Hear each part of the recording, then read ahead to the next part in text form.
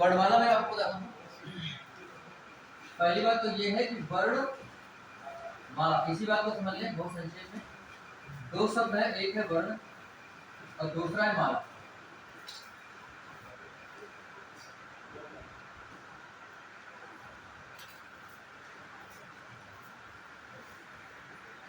ठीक है, इन दो अलग अलग शब्द हैं। वर्ण के तो अनेकार्थक शब्द है, बहुत सारे अर्थ होते हैं। वर्ण बनी रंग भी होता है, वर्ण बनी जात भी होता है, लेकिन वर्ण यहाँ पे जो मतलब है वो अक्षर से। ठीक है, तो अनेकार्थक शब्द है, लेकिन यहाँ पे जो अर्थ लिया गया वो एक अर्थ लिया गया है, वो है अक्षर। अक्षर और वर्ण में भी अंतर होता है। अक्षरों की विकसित अवस्था वर्ण कहलाती है। ठीक है, एक मूल वर्ण है जो वो अक्षर रूप में है, न छरति इति अक्षर, जिसका क्षरण न हो सके, विभाजन न हो सके, तोड़ा ना जा सके, काटा ना जा सके, वो अक्षर है। और उसकी जो विकसित अवस्था है जिसपे स्वर इत्यादि का प्रयोग कर दिया गया है वो वर्ण है। तो यहाँ पे वर्णों की बात करेंगे मुख्यतः। और वर्ण एक बात हो गया, यहाँ पे मतलब सरल शब्दों में अक्षर, और माला का मतलब होता है समूह। माला का मतलब क्या होता है? समूह। इन दो अलग अलग शब्दों को एक पास रख दिया गया है समास के नियम से, समसनम समास। ठीक है, जब वर्णों को जोड़ा जाता है, वर्णों के बीच में परिवर्तन होता है, वो संधि कहलाता है। इस दोनों शब्दों के किसी भी वर्ण में कोई परिवर्तन नहीं हुआ, इसलिए इसमें संधि है ही। ये दोनों वर्ण सामान्य रूप से एक पास में आए हैं, तो ये समास कहला सकता है। ठीक है, उसकी भी स्थितियां होती हैं, वो उसको चर्चा करेंगे। ठीक है, तो ये दो शब्द परस्पर एक पास में प्रयोग हुए हैं, और ये दोनों के अर्थ जो थे वो दोनों एक साथ फिर इसमें लिए जाएंगे। एक तो वर्ण का मतलब यहाँ पे संक्षेप में सरल रूप में अक्षर, और माला का मतलब है समूह। ठीक है, तो यहाँ पे हो जाएगा, यहाँ पे इसको हम न लेकर के मूल शब्द को लेंगे, और हम इसकी परिभाषा ऐसे कर सकते हैं, वर्णों के समूह, वर्णों के समूह वर्णमाला कहते हैं। यदि मैं ऐसा लिख दूं तो ये बात हो जाएगी गलत, मतलब हम लिखा क्या फिर जब गलत हो जाएगी। लिखा इसलिए कि यही वाले दो उसमें वर्ण थे, इसीलिए मैंने लिखा, और ये वाले दो वर्ण के अलावा कुछ है नहीं उसमें। और इन्हीं दोनों शब्दों के अर्थ निकाल करके मैं परिभाषा बना दूं तो वो परिभाषा हो जाएगी गलत। वर्णों के समूह को जो मैंने लिखा है, तो वर्णों के समूह को कहते हैं शब्द। क्या कहते हैं? वर्णों के समूह को शब्द कहते हैं। और वो हम थोड़ा गलत, इसमें भी आएगा एक शब्द और, हालांकि बहुत व्यापक अर्थ में देखा जाए, वास्तविक व्याकरण के अर्थ में, तो ये सही है शब्द की बात। ये वर्णों के समूह को शब्द कहते हैं। व्यापक एक गहन व्याकरण के अर्थ में ये परिभाषा सही है। क्यों? क्योंकि जो निरर्थक शब्द हमने सार्थक लिख दिया, तो निरर्थक वाले शब्द छूट गए, और व्याकरण में किसी बात को छोड़ना नहीं है। तो इसलिए व्यापक अर्थ में और व्याकरण के मूल रूप में यदि इस परिभाषा को देखा जाए तो परिभाषा सही है। क्योंकि वर्णों के समूह को समूह बनेगा तो हो सकता है अर्थ निकले, हो सकता है अर्थ ना निकले। तो वैसे भी शब्द दो प्रकार के होते हैं, एक सार्थक एक निरर्थक। ठीक है, तो शब्द परिभाषा की परिभाषा सही है, लेकिन किताब में लिखा ये क्यों रहता है? लिखा इसलिए रहता है क्योंकि ज्यादातर शब्द सार्थक ही होते हैं, निरर्थक शब्द बहुत कम होते हैं। एक बात। दूसरी बात ये होती है कि सार्थक शब्दों से ही किसी भाषा की रचना हो सकती है। सारे निरर्थक शब्द हो जाएंगे तो उससे भाषा नहीं बनेगी। ठीक है, तो इसलिए जो है सार्थक अर्थ लिया जाता है शब्दों के। जैसे एक उदाहरण देता हूँ, जैसे यहाँ पे दो ही लड़कियाँ बैठी होती, सारे लड़के होते हैं, तो पूछा जाता कि तो हम ज़्यादातर लड़के ही नाम लेते हैं, यही तो कहते हैं लड़कों की क्लास चल रही है, ये नहीं कहते लड़कियों की क्लास चल रही है।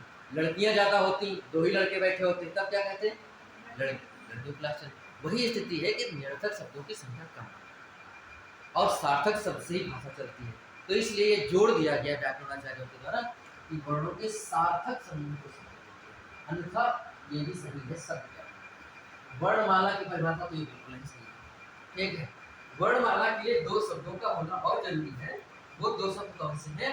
वो दो शब्द है क्रमबद्ध। कौन सा शब्द है? क्रमबद्ध शब्द है, क्रमबद्ध है एक शब्द है। क्या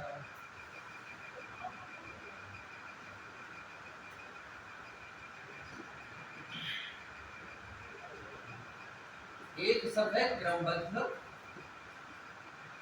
और दूसरा शब्द है व्यवस्थित या सुव्यवस्थित। ठीक है, सुनाबिल और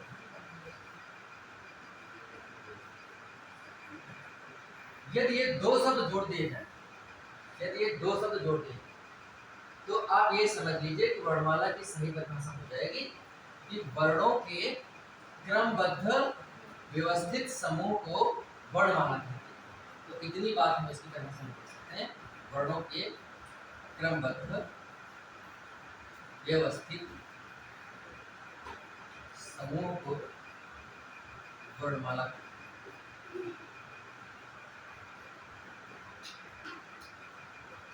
एक बात, इतनी मैंने बात बताई है इसकी संदर्भ में। ठीक, अब दूसरी बात यह है कि वर्णमाला में वर्ण कितने प्रकार के होते हैं, ये तो अध्ययन करेंगे वर्णमाला। और एक बात वर्ण के बारे में बता दो, तो वर्ण जो होता है वो भाषा की सबसे छोटी इकाई लिखित रूप, और मौखिक की बात करेंगे तो ध्वनि। ठीक है, लिखित ही पूछता है, इसलिए कभी ऐसा पूछे कि भाषा की सबसे छोटी इकाई कौन सी है और उसमें लिखित और मौखिक जैसा कोई शब्द का प्रयोग ना करे तो उससे कोई मतलब नहीं, आपको लिखित ही है ना। जब हम भाषा का अध्ययन करते हैं, व्याकरण पढ़ते हैं, तो वहाँ पे मौखिक का नहीं पढ़ते हैं, वहाँ पे लिखित का पढ़ते हैं। तो जैसे हम हिंदी पढ़ रहे हैं तो हिंदी मौखिक भी बोली जाती है और लिखित भी, तो हिंदी का जो लिखित रूप है वो हम पढ़ रहे हैं। मौखिक रूप कैसे बोला जाता है उसका यहाँ पे ज़्यादा संबंध नहीं है, संबंध है लेकिन उस स्तर में नहीं है जिस स्तर में लिखित का। ठीक है, तो यहाँ पे बात ये है कि ये ऐसा कोई प्रश्न पूछे कि वर्णों के भाषा की सबसे लघुतम इकाई कौन सी या सबसे छोटी इकाई कौन सी, लघुतम इकाई, भाषा की लघुतम इकाई। तो भाषा की लघुतम इकाई जो है, भाषा की लघुतम इकाई वर्ण।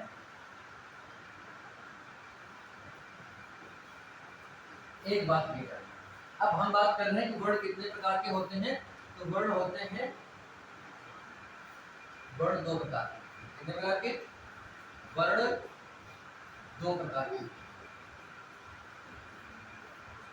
दो प्रकार के।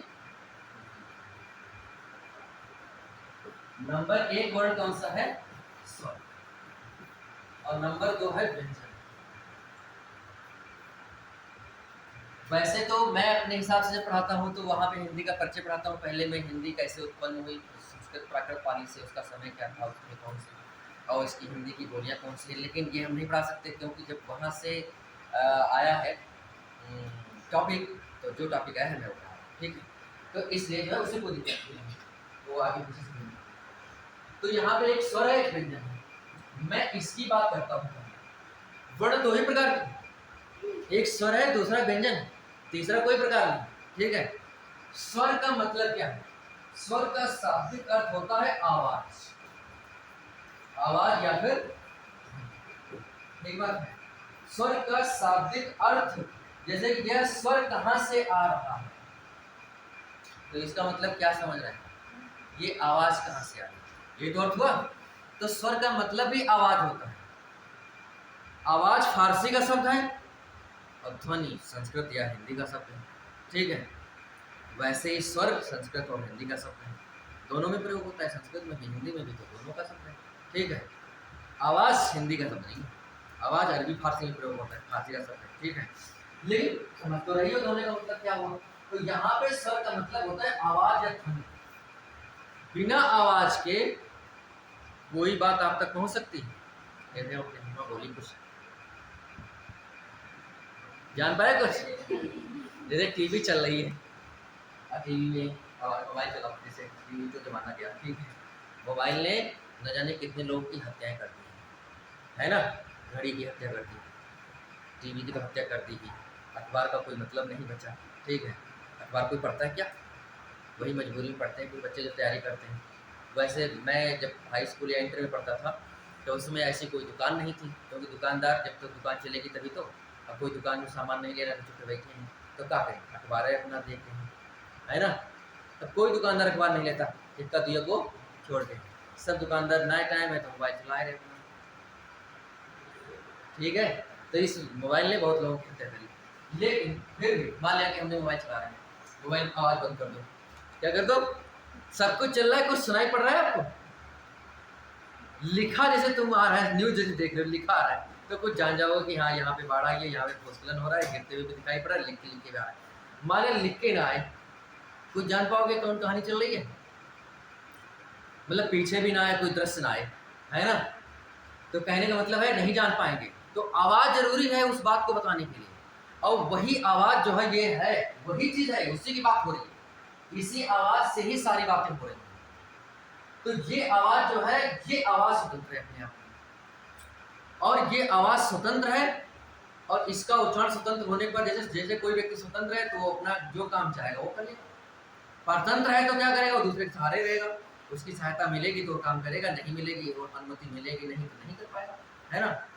और स्वतंत्र होता है वो कर लेता है। तो ये स्वर है स्वतंत्र, इनका उच्चारण हो सकता है बिना किसी के सहायता, उच्चारण का मतलब बोलना, ठीक है, परंतु इसका उच्चारण नहीं हो सकता, ये स्वतंत्र नहीं होता, ये परतंत्र है, गुलाम है, किसके?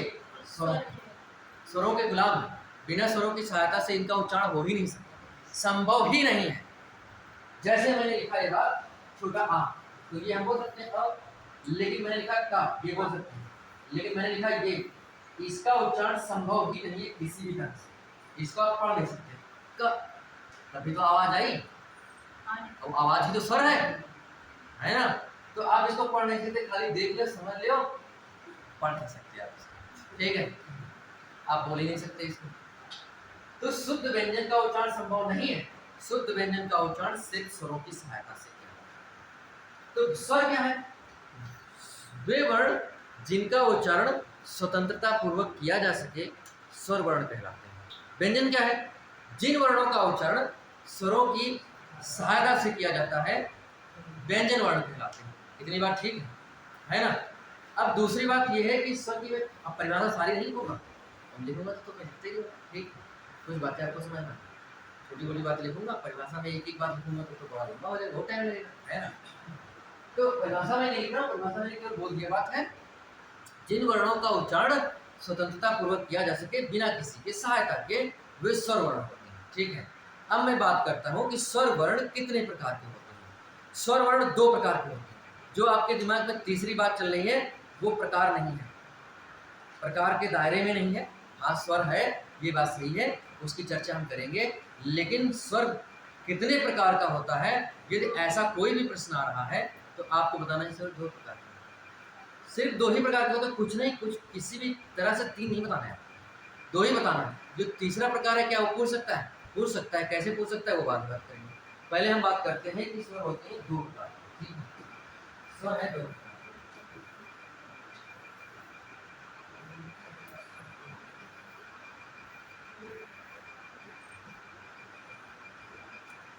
हमने ले लिया कि स्वर दो प्रकार के, दो ही प्रकार बताएंगे, दो प्रकार के होते, ये दो प्रकार याद रखना। कौन से? एक है ह्रस्व स्वर, कौन सा स्वर है? ह्रस्व, और दूसरा है दीर्घ स्वर, ये आता है, ठीक है। इस ह्रस्व का मतलब है छोटा, इसका दूसरा नाम है लघु, इसका तीसरा नाम है मूल, इसका चौथा नाम भी हो सकता है एक मात्रिक स्वर।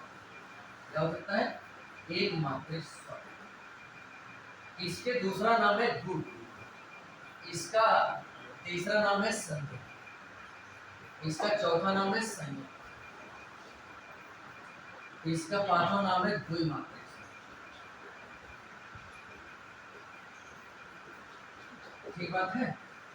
देखो ये हमने नाम बताए हैं, ये नाम सब पूछते हैं, ठीक है।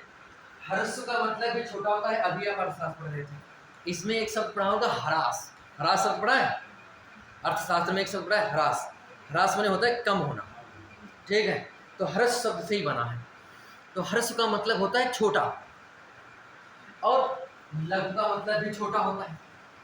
मूल, मूल का मतलब भी छोटा, इसके दो मूल क्यों कहा गया? क्योंकि जितने भी स्वर बनेंगे, ये वाले स्वर और इसके बाद वाले जो स्वर बताएंगे, ये सारे स्वर इसी से बनेंगे, तो इसलिए कहते हैं इसको मूल। तो मूल का मतलब होता है जड़, जड़ जहाँ से शुरू होता है, तो स्वरों की शुरुआत यहीं से होती है, ये मूल जो स्वर है इन्हीं से अन्य दूसरे सारे स्वर बनेंगे, इसीलिए इनको कहते हैं मूल स्वर। और सीधे सीधे पूछते हैं हर स्वर लघु का नाम ही नहीं लेगा, तो कहेगा मूल स्वर कितने होते हैं? तो मूल स्वर तो फिर उतने होते हैं जितने लघु होते हैं, वही बात, उसका तो नाम ही खाली है ना, तो 4 होते हैं, तो लिखेंगे कौन कौन से, ठीक है। एक मात्रिक इसको क्यों कहते हैं? छंद होते हैं कविता में, ठीक है, गद्य में नहीं होते, कविता में छंद होते हैं, उन छंदों के नियम होते हैं। उन छंदों में कुछ छंद मात्रिक होते हैं, कुछ होते हैं वर्णिक। वर्णिक को छोड़ो, मात्रिक में क्या होते हैं? मात्राएं गिनी जाती हैं। हालांकि वर्णिक में भी मात्राओं का मतलब होता है, ठीक है, लेकिन उसको छोड़ो। मात्रिक में मात्राएं गिनी जाती हैं, और मात्राएं जब गिनी जाती हैं तो जिन स्वरों की मात्राएं एक गिनी जाती है, क्या गिनी जाती है? एक मात्रिक, इसलिए नाम रखा गया। एक पाई उसको बोलते हैं छंद की भाषा में, ठीक है। और जो जिसकी गिनी जाती है उसको गुरु पाई बोलते हैं छंद की भाषा में, ठीक है। तो यहाँ पे जिन स्वरों की मात्रा छंदों में एक गिनी जाती है उन्हें कहते हैं एक मात्रिक स्वर, और जिनकी 2 गिनी जाती है उन्हें क्या कहते हैं? इसका अर्थ होता है दीर्घ का मतलब बड़ा होता है, इसमें समझने की जरूरत नहीं, ठीक है। गुरु का मतलब शिक्षक भी होता है, गुरु का मतलब बड़ा भी होता है, गुरु का मतलब भारी भी होता है, अनेकार्थक शब्द है ना। तो यहाँ पे लिया गया है बड़ा, यहाँ पे क्या लिया गया है? बड़ा। जैसे गुरुजनों का सम्मान करना चाहिए, तो मैंने आपसे क्या कहा था पिछली बार? गुरुजनों का सम्मान करना चाहिए, तो ठीक है गुरु जी का सम्मान करो, और सबका जो मिल जाएगा करिए आओ, क्या थोड़ा नियम होती।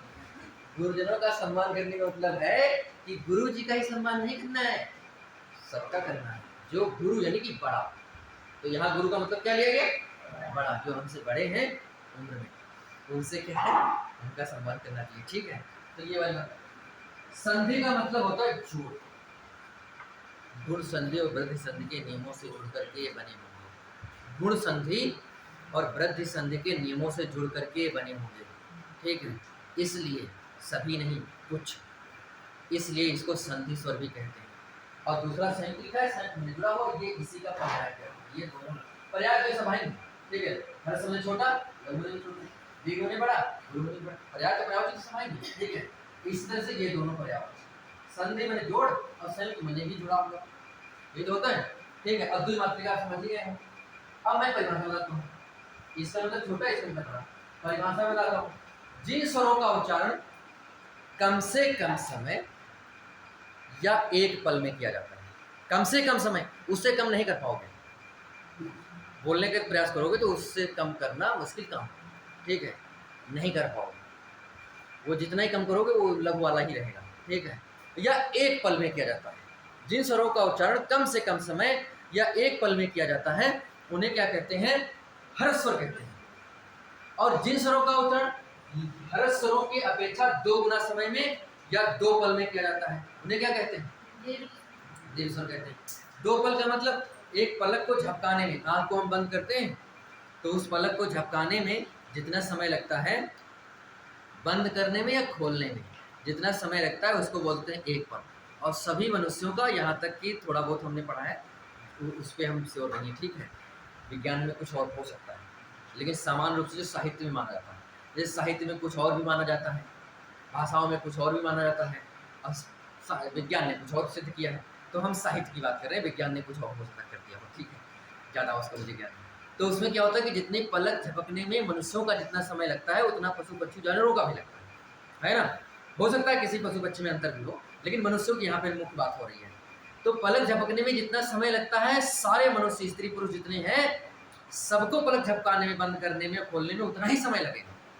यह ना है कि कोई सोचे हम देखो अपने भूख नहीं है थोड़ा हम बंद करेंगे, यह ना है भी है, हो सका देगा, तो ये नहीं हो पाएगा। ये नहीं हो पाएगा कि आप सोचो कि आपकी में देखो हम अपनी आपकी जरूरत धीरे धीरे हम जो है एकदम बंद हो जाएगी वो, ठीक है, उतना ही समय लगता है पलक झपकने, ठीक है। तो कहने का मतलब ये है कि इसलिए उसको मानक रखा गया। तो जिन स्वरों का उच्चारण करने में कम से कम समय या एक पल का समय लगता है उन्हें कहते हैं हर्ष। इतनी बात हो गई, ये परिभाषा में लिखा है। अब वो अक्षर है कौन सी, वो स्वर है कौन से? वो स्वर है छोटा, छोटी, छोटा और ठीक है। यार मैंने लिखा इसमें काम नहीं लगा, लगा सकते हो, उसमें कोई दिक्कत नहीं। जब लक्ष्य सिद्धांत भौतिक पढ़ोगे, संस्कृत व्याकरण पढ़ोगे या पुरानी हिंदी पढ़ोगे, जैसे मान लीजिए किशोरीदास वाजपेयी का हिंदी शब्द अनुशासन, उनमें ज़्यादा सर ये सब प्रयोग नहीं है, उसमें ऐसे लिखा है, क्योंकि जो विराम चिन्ह होते हैं, अभी विराम चिन्ह की बात करेंगे, विराम चिन्ह हिंदी में होते ही नहीं थे, एक है विराम चिन्ह हिंदी में होता था, अब तो बहुत सारे विराम चिन्ह, 22 विराम चिन्हों की कल्पना कीजिए, ठीक, 20 22 नहीं 20, ठीक है। तो कहने का मतलब ये है छोटा, छोटी, छोटाऊ और री, ये चार जो है, ये चार ही हर्ष स्वर हैं, इन्हीं को लघु भी कहते हैं, इन्हीं को मूल भी कहते हैं, ठीक है। तो इतने चार हैं, बस याद रखना है, और कोई दूसरा और कोई दूसरा होता ही नहीं, ठीक है। अब ये हो गया, इसकी मैंने परिभाषा बताई, जिन स्वरों का उच्चारण लघु स्वरों की अपेक्षा 2 गुना समय या 2 पल में किया जाता है ना, उन्हें कहते हैं दीर्घ स्वर। और दीर्घ स्वर होते हैं दीर्घ स्वर दो प्रकार के, दीर्घ स्वर दो प्रकार के, ठीक है। नंबर 1 जो होता है वो होता है मूल दीर्घ स्वर, मूल दीर्घ स्वर, और नंबर 2 होता है संयुक्त दीर्घ स्वर, संयुक्त दीर्घ स्वर। ये कहोगे ये कहाँ से लाए हो, जो तो हम पढ़े ना हैं, कहाँ से ऐसे खाली बता रहे हो, खाली मुझे कुछ नहीं है, यही तो असली चीज है। ये चीजें आपको जो है जितनी भी प्रमाणिक किताबें हैं मिलेगा आपको उसमें, है ना। जैसे मैं नाम ले लेता हूँ, डॉक्टर वासुदेव नंदन प्रसाद की किताब में आपको मिलेगा। हरदेव बाहरी किताब में वर्णमाला का उल्लेख नहीं, लेकिन उन्होंने एक दूसरी किताब लिखी है, वो एक दूसरे विद्वान से मिल करके लिखी, उसमें वर्णमाला है। और पीएन पांडे की किताब में मिल जाएगा, ठीक है, संयुक्त स्वर के बारे में। तो यानी कि इसमें 2 प्रकार के स्वर हैं, एक मूल दीर्घ स्वर, एक संयुक्त दीर्घ स्वर। मूल दीर्घ स्वर क्या है, दीर्घ तो ये रहेगा बड़ा, मूल से बनेगा, ये जो मूल वाले स्वर है, मैंने कहा था कि इसको मूल इसीलिए कहा गया कि जितने भी आगे स्वर बनेंगे सारे स्वर इसी से बनेंगे। तो ये मूल स्वर है, इसी में कुछ घटा बढ़ा करके और इसी की आकृति के अनुसार इसको बना देंगे। तो इसीलिए मूल स्वर से मिलते जुलते हैं, मूल स्वर से ही कुछ घटा बढ़ा करके बनाए गए हैं, इसलिए इसका नाम मूल स्वर है। जैसे ये ऐसे था मूल वाला स्वर, अरे मैं थोड़ा बढ़ाए दे डंडा, ये होगा दीर्घ, है ना, तो ये मूल दीर्घ स्वर कहलाया गया। दूसरा इसमें एक लगा दिया, क्या कहते हैं, ऊपर पंक्ति लगा दी, नीचे लगा दी, मान लिया कि कोई चीज, ठीक है। अब छोटाऊ जैसे है, छोटाऊ में मैंने पूछ लगा दिया, क्या लगा दिया, अब री भैया दीर्घ, री दीर्घ री होता है लेकिन हिंदी में नहीं होता, और जब हिंदी में होता नहीं तो बात ही खत्म, है ना। तो संस्कृत में होता है, बड़ी री भी होती है, मैं नहीं बताऊंगा उसको, नहीं तुम्हारे दिमाग में कंफ्यूजन घुस जाएगा, ठीक है, तो कंफ्यूजन नहीं होगा। तो ये 3 होती है। संयुक्त का मतलब जुड़ा हुआ, अब ये इसी से बनेंगे, इसी से बनेंगे, मैंने इसीलिए कहा था कि ये इसी से जितने भी स्वर हैं सब इसी से। अब इसी को जोड़ करके, इनमें से किसी को 2-2 को जोड़ करके ये बन जाएगा संयुक्त। जैसे हमने ये संयुक्त में कौन से होंगे, ए आई ओ आओ, ये बने कैसे, बने कैसे देखते हैं, देखो छोटा आ में ये छोटी ही जोड़ दोगे तो क्या बन जाए, ठीक है, ये तो देखो ए बन गया किस नियम से, गुण संधि के नियम से। नर प्लस इंद्र बराबर नरेंद्र होता है कि नहीं होता, सुर प्लस ईश बराबर सुरेश होता है कि नहीं होता, ठीक है। तो ये कहने का मतलब है गुण संधि का नियम होता है, तो इसमें संधि है, इसलिए तो मैंने कहा था इसको संधि स्वर भी कहते हैं। और ये 2 स्वर जुड़े हुए हैं, इसलिए संयुक्त भी कह सकते हैं, कहा जाता है। ये सब लिखा कहाँ है, ये सब लिखे हैं किताब में, ठीक है। इसकी बहुत बढ़िया व्याख्या हिंदी शब्द शास्त्र में और कामता प्रसाद गुरु के हिंदी व्याख्या, इसकी सबसे बढ़िया व्याख्या है। और वैसे जो ये वाली किताबें हैं इसमें व्याख्या नहीं है, डायरेक्ट लिखे गए हैं, लेकिन ये किताबें जैसे कि डॉक्टर वासुदेव नंदन प्रसाद की, पृथ्वीनाथ पांडे की, ये किताबें आपके लिए अच्छी होगी। कामता प्रसाद गुरु की और हिंदी शब्द शास्त्र किशोरीदास वाजपेयी, वो आपके लायक ठीक नहीं, ठीक है। आप किताब खरीदेंगे तो दोनों में से कोई एक खरीदेंगे, यदि कोई आपके पास किताब पहले से तो किताब ना है तो जरूर खरीदें। एक डॉक्टर वासुदेव नंदन प्रसाद की किताब है, आधुनिक हिंदी व्याकरण और रचना, लगभग 170 किलो रुपए की मिलेगी, ठीक है।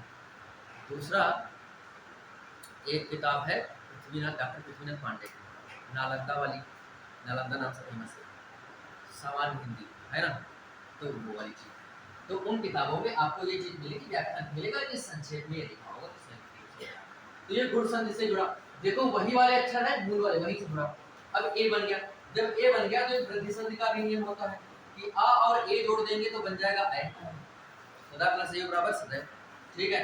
और ये किसका नियम होता है? वृद्धि संधि का। तो संधि लगा तो इसलिए संधि स्वर कहते हैं। अब कहाँ पे गया? ओ कैसे बनेगा? छोटा आ में जोड़ दोगे छोटा ऊ, क्या जोड़ दोगे? तो बन जाएगा ओ। और ये भी किस महाप्लस उत्सव बराबर महोत्सव यानी कि गुण संधि के नियम से ये होता है। और दूसरा क्या बनेगा? जब ओ बन गया तो इस छोटा आ में ओ जोड़ दोगे तो क्या बन जाएगा? औ। औ बनेगा ये किस नियम से? वृद्धि संधि के नियम से। ठीक बात है? देखो तो जुड़ करके बने इसलिए तो संयुक्त स्वर है इसको कहा जाता है। ठीक है, इसकी जानकारी होना इसलिए जरूरी है क्योंकि डायरेक्ट भी पूछ सकता है ये बात। दूसरी बात, जब हम आपको उच्चारण स्थान बताएंगे तो उस उच्चारण स्थान में इसकी जरूरत पड़ेगी, और यदि इसको आपको ज्ञान है इसका तो आप उच्चारण स्थान इन वर्णों के बहुत आसानी से याद कर सकते हैं। ठीक है, तो इसलिए इसकी जरूरत है। डायरेक्टली एक प्रश्न पूछेगा तो स्वर बस इतने। अब बात ये हो गई कि स्वर कुल कितने हैं, तो कुल स्वरों की संख्या कितनी हुई? तो कुल स्वर भाई देखो ये है कि ये हो गए लघु वाले। लघु वाले कितने थे? 4। और दीर्घ वाले दोनों मिला करके कितने करके? 7 कर दो। ठीक, दीर्घ वाले दोनों मिला करके 7 कर दो। ठीक है, तो ये हो गए 7 4 11 ही स्वर। स्वर 11 ही होते हैं। आपके दिमाग में जो चल रहा है वो हमारे दिमाग में चल रहा है पहले से। ठीक है, आपके दिमाग में अयोगवाह चल रहा है। ठीक है, और उसको जोड़ के 13 है अयोगवाह। अब आधुनिक भाषा वैज्ञानिकों ने सिद्ध कर दिया है कि अयोगवाह जो है वो स्वर नहीं है, वो व्यंजन है। तो व्यंजन में मैं पढ़ाऊंगा, और जब व्यंजन में बताऊंगा, जब पढ़ाऊंगा अभी, ठीक है, तब मैं आपको बताऊंगा कि ये व्यंजन क्यों है, स्वर से इसको क्यों निकाला है। ठीक है, इसके पीछे कारण क्या है तो उसकी बात बाद में होगी। तो अयोगवाह स्वर में उसकी गणना बिल्कुल होती ही नहीं है, वो अपूर्णता व्यंजन मान लिया गया है। आप अपने आपके पास यहाँ मत खोलना, लेकिन आपके पास यदि नालंदा वाली किताब हो पृथ्वीनाथ पांडे की या डॉक्टर वासुदेव प्रसाद की या हरदेव बारी की, हरदेव बारी में, लेकिन वो जो आपके पास किताब होगी उसमें वर्णमाला है ही। ठीक है, जो शब्द अर्थ प्रयोग इस नाम से हरदेव बारी की किताब आती है, जो मार्केट में वही मिलती है। जैसे हरदेव बारी बताओगे वही दे देगा, शब्द अर्थ प्रयोग वाली। ठीक है, उसमें वर्णमाला का वर्णन नहीं है। एक दूसरी आती है केदारनाथ शर्मा के साथ मिलकर के इन्होंने लिखा, उस वाली किताब में वर्णमाला का भी उल्लेख है। ठीक है, तो बात ये है कि आप किताब में देखेंगे पीएन पांडे, पृथ्वीनाथ पांडे वाली किताब में और वासुदेव प्रसाद की किताब में, तो आपको ये चीज़ मिलेगी। ठीक है, तो बात है ये चीज़ का मतलब अयोगवाह व्यंजन के साथ उल्लेख होगा, ये चीज़ मिलेगी। ठीक है, तो यहाँ पे इतनी बात होगी। एक स्वर जो आपके दिमाग में चल रहा था प्लुत वाला स्वर, वो भी तो स्वर होता है, तो वो स्वर के दायरे में हिंदी में नहीं है। हाँ, संस्कृत में है, लेकिन हिंदी में 2 ही प्रकार के स्वर होते हैं, लेकिन हिंदी में प्रयोग होता है थोड़ा बहुत, कभी कभी परीक्षाओं में भी पूछते हैं, इसलिए हम उसके बारे में बता देते हैं। लेकिन आपको प्रकार में नहीं गिनना है उसको, कभी भी कैसे भी बस बता देते हैं मैं आपको कि कभी उसके और पूछेगा क्या, ये भी बता देते हैं। देखिए प्लुत स्वर क्या है।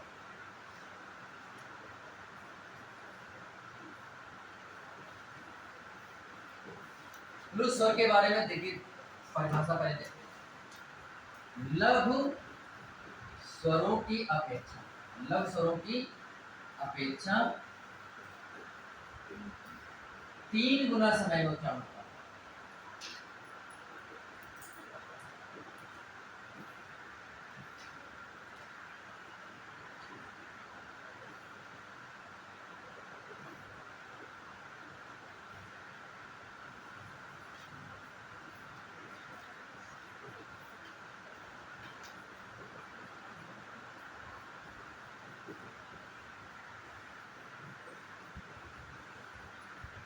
मतलब ये प्लुत स्वर इसलिए है क्योंकि इसका उच्चारण उस जो लघु स्वर था पहले वाला मूल स्वर, उसके जितना एक पल में बोला जाता है, तो मान लो 3 पल में बोला जाएगा कम से, तो वो प्लुत कहलाएगा। जानेंगे कैसे प्लुत है, तो कोई दूसरे स्वर नहीं होते, यही वाले जो स्वर हमने पढ़े हैं अभी ना, मतलब कौन से स्वर, लघु वाला और दीर्घ वाला, इन्हीं स्वरों के आगे गिनती लिख देते हैं 3, अथवा हिंदी में लगा देते हैं अवग्रह चिन्ह। मतलब हम कहना ये चाहते हैं कि लघु या दीर्घ स्वरों के बाद स्वरों के बाद गिनती संख्या 3 या अवग्रह चिन्ह अवग्रह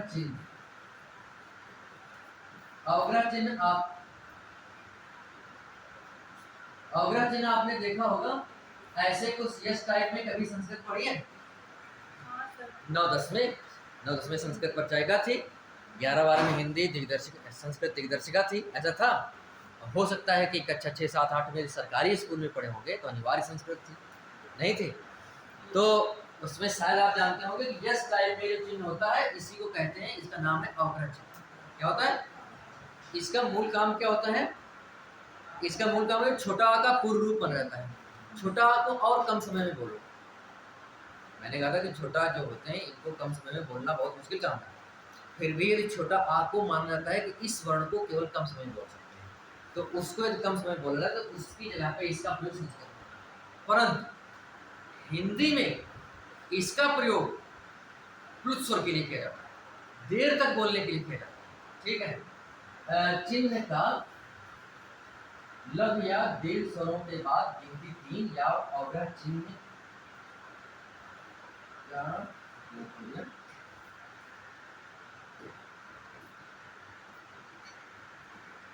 का प्रयोग करने पर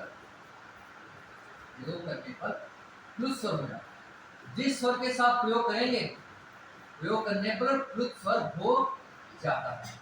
मतलब हम ये कह रहे हैं कि चाहे लघु स्वर हो चाहे दीर्घ स्वर हो, उसके बाद में यदि इन चिन्हों का प्रयोग कर देते हैं तो लघु और दीर्घ नहीं बचेगा, फिर क्या हो जाएगा? वो प्लुत स्वर हो जाएगा। हम ये कह रहे हैं, ठीक है। अभी प्रयोग उसका कहाँ करते हैं, अभी एक बात और होगी। जैसे मैंने लिखा छोटा आ, छोटी ई, छोटा ऊ और री, ठीक बात है।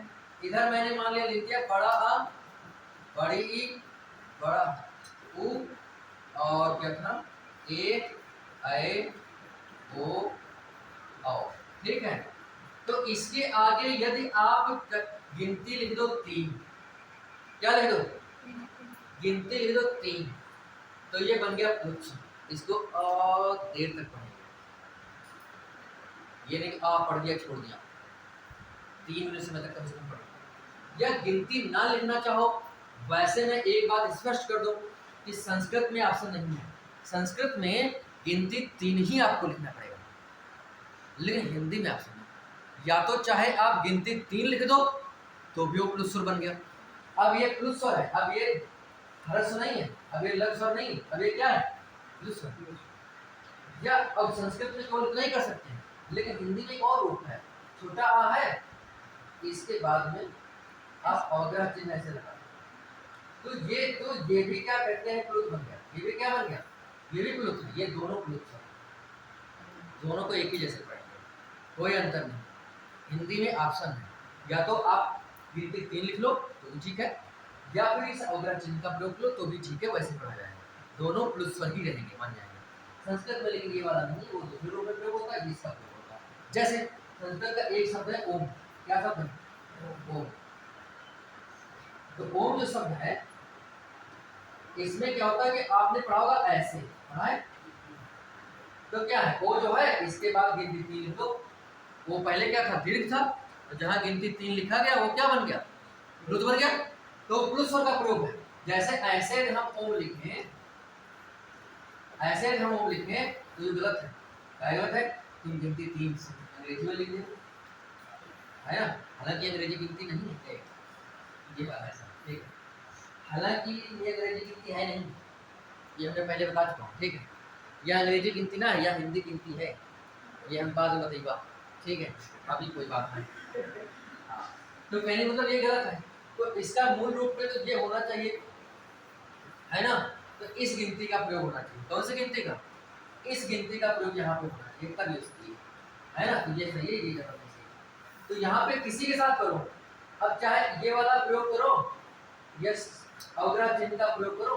जैसे लिखना है राम, जैसे लिखना है राम, तो राम ने लिख दिया। जैसे लिखना है अब देर तक बुलाना, तो ठीक है। किसी के साथ में ये लगा लो, या फिर दोनों में से एक ही लगाना है ना, एक साथ दोनों नहीं लगाना, 3 भी लगा तो वो भी लगा तो नहीं, ऐसा तो हिंदी में मैं यही लगा के दिखा रहा हूँ, ठीक है। तो आपको बात समझना है कि वही वाले स्वर होते हैं दीर्घ वाले और लघु वाले, उनके बाद या तो गिनती लिख लो 3 तो प्लू स्वर बन जाएंगे, या फिर लिख लो अवग्रह चिन्ह लगा दो, उसके बाद अवग्रह चिन्ह लगाओगे तो 2 बार लगाना होता है, लगा सकते हो 10 बार, उसका नियम नहीं है, लेकिन ज़्यादातर 2 बार लगाना, ठीक नहीं, मैंने उसका कहीं पे नियम नहीं पढ़ा, क्योंकि इसका प्रयोग देर तक पढ़ने के लिए होता है, तो फिर बहुत देर तक तुम्हें पढ़ना है तो क्या करना है, उसको कई बार लगा लो, कोई दिक्कत नहीं है, ठीक है। जैसे कोई आवाज़ गूंजती है, उस गूंजने वाली आवाज़ को व्यक्त करना है तो इसका प्रयोग हो जाता है, ठीक है। अब दूसरी बात, इसका प्रयोग करते कहाँ पे हैं, तो संस्कृत में तो इसका प्रयोग मंत्रों में करते हैं, जैसे मंत्रों में इनका तुम पढ़े ओम, तो ये गलत है, ओम थोड़ा ना पढ़ा जाए, तो ओ को देर तक कहेंगे ओ, ऐसे तो अब यहाँ होना है देर तक, मान लिया सुबह शुरू हो गए हो तो 2 या घंटा तक तुम ओ करते रहे हो, ये होना ठीक है ना, 3 गुना समय, यही तो लिखा है ओ, है ना, तो ये है, ओम खाली पढ़े रहे, ओम जल्दी से, ये गलत उच्चारण। तो संस्कृत में प्लुस स्वर का प्रयोग मंत्रों में किया, परंतु हिंदी में प्लुस स्वर का प्रयोग किसी को बुलाने, पुकारने, चिल्लाने के लिए किया जाता है। जैसे किसी को बुलाना है, मान लिया किसी का नाम, क्या नाम है, क्या नाम है आपका, नाम बोलिए, प्रिया, प्रिया,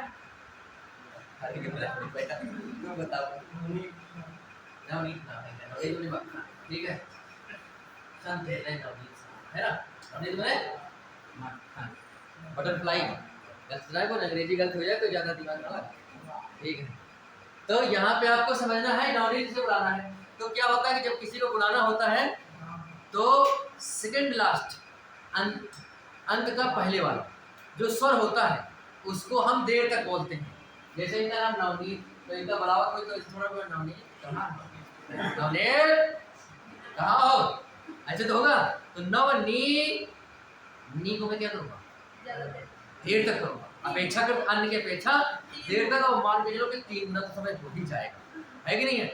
तो अब ये नवनीत ऐसे लिखा है, नवनीत इसको पढ़ेंगे, और मान लिया कि हमको वो, और हिंदी ध्वन्यात्मक भाषा है, जैसा हम उच्चारण करते हैं वैसा ही लिख जाता है, इसमें लिख सकते हैं इसको, तो इसको बोलना नवनीत, तो नी को देर तक बोलना होता है सेकंड क्लास को, तो इसको फिर लिखेंगे ऐसे नवनीत, और फिर या तो गिनती 3 लिखो, ये संस्कृत का नियम है, और ना ही तो हिंदी में लिख लो, है ना, हिंदी में इसका प्रयोग करते हैं। अब ये 2 बार ज़्यादा प्रयोग करते हैं, ठीक है, और ज़्यादा बार भी कर सकते हैं, मतलब देर तक का नहीं तुम करें क्या हो, तो इसके लिए 2 बार से ज़्यादा नहीं, ठीक है, इसका कोई निश्चित नहीं है कि इतनी ही बार, 2 बार प्रयोग में ज़्यादा, मतलब व्यवहारिक रूप में 2 बार नहीं ज़्यादा प्रयोग, तो ऐसे इसका प्रयोग करते हैं।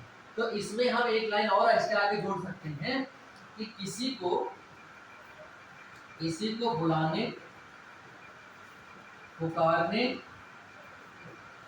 या चिल्लाने के लिए किया जाता है, चिल्लाने के लिए किया जाता है, ठीक है।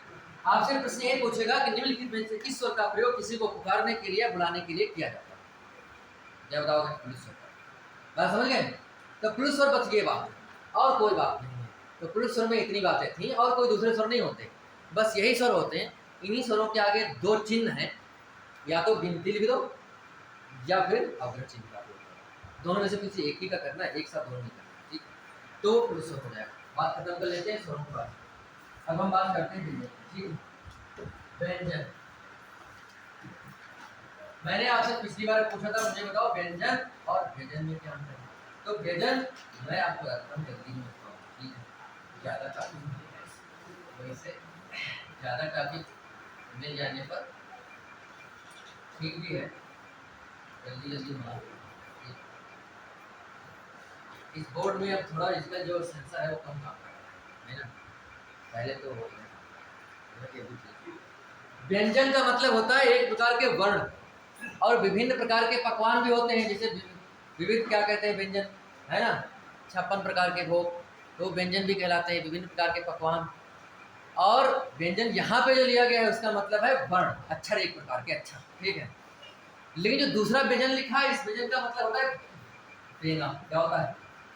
बेना का मतलब क्या होता है? बेना का मतलब पंखा, पंखा का मतलब चल रहा है।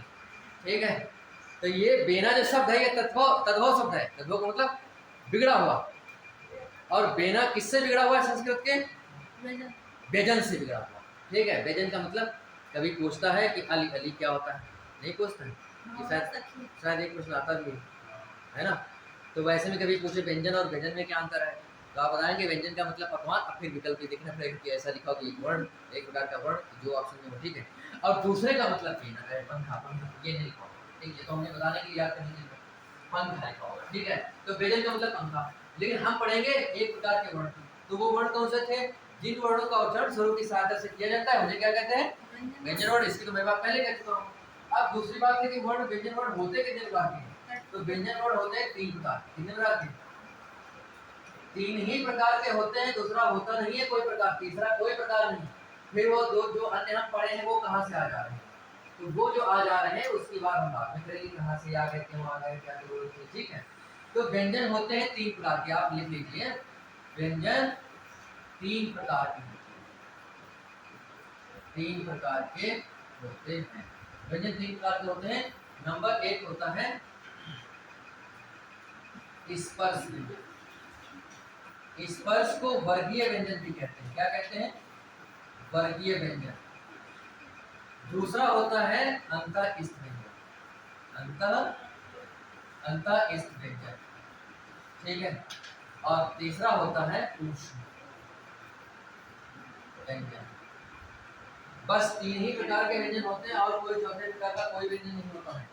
ठीक है, तो वो जो लिखे होते हैं वो क्या होते हैं वो हम बताएंगे भी क्या होते हैं, क्यों आते हैं, क्यों प्रयोग किए जाते हैं, क्यों आते हैं। ठीक है, तो देखो स्पर्श का मतलब होता है छूना। तो नाम क्यों पड़ा इसका? नाम इसका इसलिए पड़ा क्योंकि जितने भी वर्ण हैं सारे वर्ण वायु की सहायता से उच्चारित होते हैं। वायु में हवा, हवा यदि नहीं है मुख में के अंदर तो कुछ भी उच्चारण नहीं, कुछ बोल नहीं सकते आप। ठीक है, और वायु जो है वो विभिन्न मुख के अंदर विभिन्न जो भाग हैं, जो उच्चारण स्थान कहलाते हैं, दंत है, होष्ठ है, जीवा है, तालु है, मूर्धा है, ऐसे है, कंठ है, नासिका है, 6 होते हैं। ठीक है, तो उन्हीं की सहायता से वर्णों का उच्चारण होता है। सहायता लेता कौन है? हवा, है ना। वायु जिस अंग की सहायता लेती है वह अंग उस वर्ण का उच्चारण स्थान हो जाता है।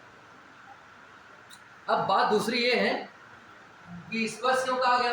तो क्या होता है कि प्राणवायु जो वायु होती है वर्ण के उच्चारण स्थान को केवल स्पर्श करती है, और जैसे स्पर्श करती है वैसे ही वो वर्ण का उच्चारण हो जाता है। तो वायु के स्पर्श मात्र से उन वर्णों का उच्चारण हो जाता है, बोल दिए जाते हैं वर्ण, इसलिए वर्ण ये स्पर्श वर्ण कहलाते हैं। दूसरा लिखा है वर्गीय। ये स्पर्श वर्ण 5 वर्गों में विभाजित है, इसलिए इनको कहते हैं वर्गीय व्यंजन। वर्गों में विभाजित होने के कारण इनका नाम वर्गीय व्यंजन है। कितने वर्गों में विभाजित है स्पर्श व्यंजन? 5 वर्ग में विभाजित है। ठीक है, वो 5 वर्ग कौन से हैं? कचट, तप, यही तो है। कचट तप, इसको याद करना है। का से मतलब है का वर्ग, चा से मतलब है चा वर्ग, टा से मतलब है टा वर्ग, और ता से मतलब है ता वर्ग, और पा से मतलब है पा वर्ग। यानी कि जो इनके पहले पहले अक्षर हैं उन पहले पहले अक्षरों के नाम पर इनका नाम पड़ गया। चा छा जा था, वैसे ही क्या था, ता था और पा वर्ग। ठीक है, तो थोड़ा समझिए, ठीक है, अब लिखने को जरूरत हो जाती है। तो कहने का मतलब यह है कि 5 वर्गों में विभाजित होने के कारण इनको वर्गीय व्यंजन भी कहा जाता है। 5 वर्ग हैं, कौन से? कवर्ग, चवर्ग, कवर्ग, कवर्ग, कवर्ग और भौग। इनको क्रम से याद करने के लिए कचट तप याद रखना है। याद रखना है क्रम से याद करने के लिए कि कौन सा किसके बाद आएगा। चावल के बाद टा आएगा कि ता आएगा कि इसके बाद ये क्या आएगा, इसको याद करने के लिए वो याद कर लेंगे। ठीक है, अब बात आती है, इसको कहते हैं पंचमाक्षर। क्या कहते हैं? पंचमाक्षर कहते हैं। क्यों कहते हैं? पंचमाक्षरों के बाद कुछ ना याद करें, ये सब बकवास वाली चीजें। ठीक है, ये सब फालतू चीजें, फालतू चीज का मतलब समझ रहे हो? अरे भाई देखो बात ये है कि ये जो है पहले नंबर पर है तो ये हुआ प्रथम अक्षर, नहीं हो गया? ये वाला दूसरे नंबर पे हो गया तो संस्कृत में इसको कहेंगे द्वितीय अक्षर, इसको कहेंगे तीसरे नंबर पे तृतीय अक्षर, चौथे नंबर पे तो क्या कहेंगे चतुर्थाक्षर, और पांचवें नंबर पे तो पंचमाक्षर की मैं कौन याद करने वाली बात है, एक कार्य में याद करें, है ना? तो ये कुछ नहीं है। हाँ एक बात है नासिकोण भी कहते हैं, नासिक भी कहते हैं, क्यों कहते हैं ये तो हम थोड़ी देर बताएंगे, लेकिन यहाँ पे थोड़ी बात बता देते हैं। नासिक किस लिए कहते हैं? तो ई वाले जो वर्ड हैं इनको जब उच्चारण करते हैं तो इनके उच्चारण करने में नासिका का प्रयोग होता ही नहीं, ठीक है? लेकिन जब इन पांचों का उच्चारण करते हैं तो इनका उच्चारण करने में नासिका का प्रयोग जरूरी है, ठीक है? यानी नासिका का प्रयोग होता है, तो इसलिए नासिक वर्ड कहते हैं और बात है, ठीक है? इनकी कुल संख्या कितनी है आपसे पूछेगा, वर्गीय स्पर्श में संख्या कितनी है तो 25 है, 25 5 वर्ग है, 5 5 अच्छा है, प्रत्येक वर्ग में 25 हो गया, तो बात खत्म हो गई। कभी ये पूछता है कि निम्नलिखित में से कौन सा स्पर्श व्यंजन है, तो स्पर्श व्यंजन 25 है, जो इसमें से आ जाए वही सही है, ठीक है? अब हम बात करते हैं अंतःस्थ। अंतः का मतलब होता है अंदर, अंतः का क्या मतलब होता है? अंतः का मतलब होता है अंदर, और स्थ का मतलब होता है स्थित होना या रुकना, स्थित होना या रुकना। अंतः का मतलब अंदर और स्थ माने स्थित होना या रुकना।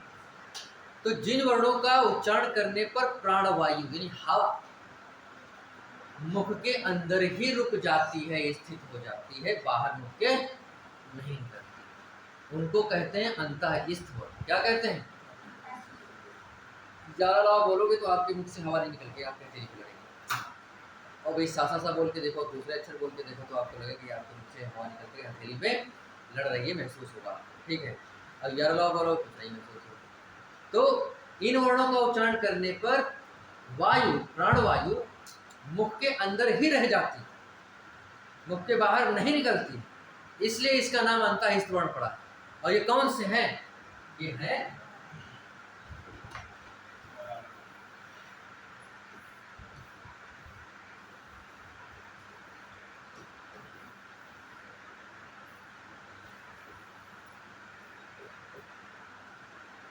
ये वर्ण है या रा ला और, ठीक है?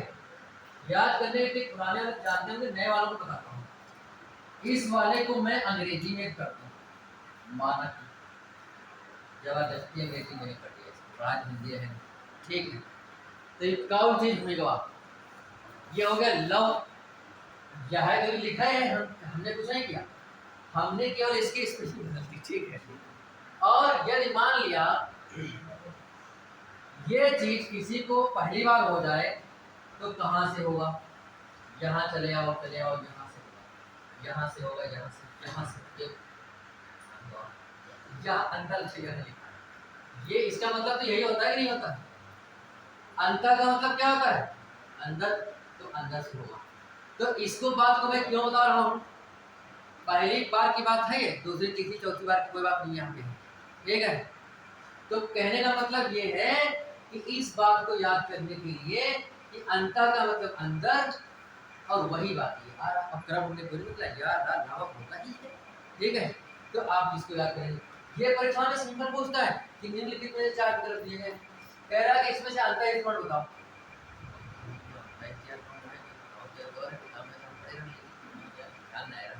तो भगवान के नाम लिया तो नाम से जो समझ आया तो फिर है ना? तो इससे क्या फायदा है? इसलिए इसको थोड़ा बहुत ट्रिक्स याद कर लिया, ठीक है? अब वो खत्म बात।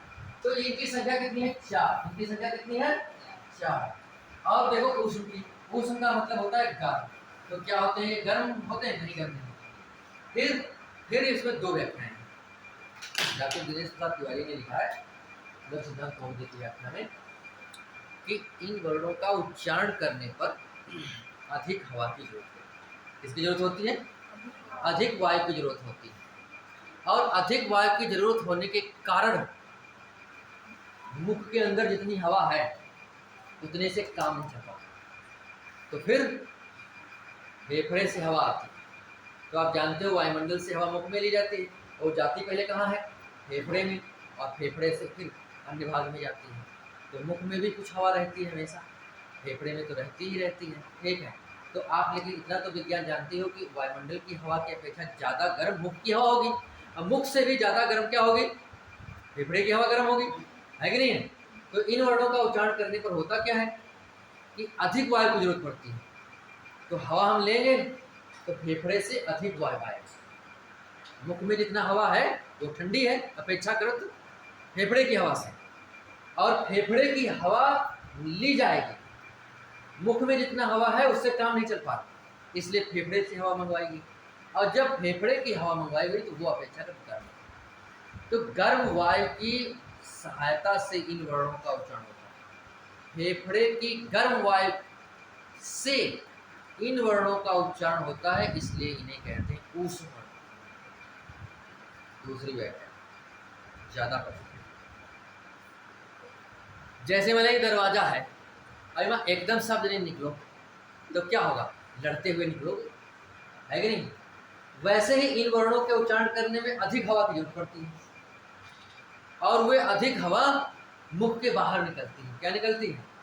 मुख के बाहर, और जितनी जल्दी में उच्चारण करोगे उतनी जल्दी में निकलेगा। तो मुख से कम समय में अधिक वायु एक साथ निकलती है, तो वह वायु घर्षण करती है, रगड़ते हुए निकलती है। वायु में भी तो कण होते होंगे, ठीक है, तो वे कण रगड़ते हुए निकलते हैं। तो ऐसा माना जाता है कि वे रगड़ के कारण, घर्षण के कारण वे गर्म हो जाते हैं। क्या हो जाते हैं? अब गर्म होने का मतलब ऐसा गर्म हो जो मान लिया कि बिल्कुल एकदम जो हाथ लगा दे तो एकदम फफोला पड़ जाए, ऐसा कुछ नहीं, ठीक है। मतलब जो वर्ण हम पहले उच्चारण कर रहे थे उन वर्णों की अपेक्षा ये वाली वायु गर्म, तो इसलिए कहते हैं ऊष्म वर्ण। कुछ भी हो ये नहीं पूछेगा आपसे, लेकिन यहाँ बात चल रही जब पढ़ाई रहे तो व्याख्या तो हो रही तो बताएंगे तो नहीं है, ठीक है। अन्यथा ये बात नहीं है। ये पूछेंगे कि ऊष्म वर्ण है कि कौन से, तो ये कौन से हैं भैया? ये है स,